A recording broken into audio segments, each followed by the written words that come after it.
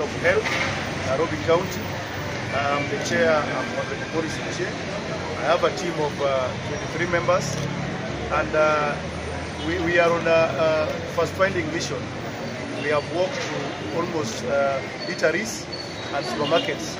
Now we are here at Naivas Supermarket, Moi Avenue, and we have realized that one, there are expired products which are being put in the shelf, rendering Nairobians to be at a risk because of the food safety.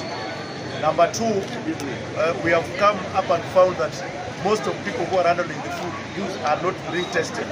So we therefore, as a committee, resolved that we close all the Naivases so that they can be tested and be given certificates so that they are able to serve the Nairobians.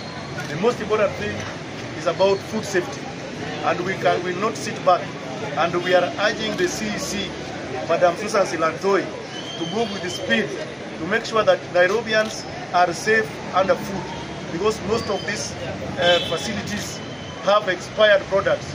For example, we have Daima yogurt, which is expired and is being put in the shelf, and Nairobians are buying expired products.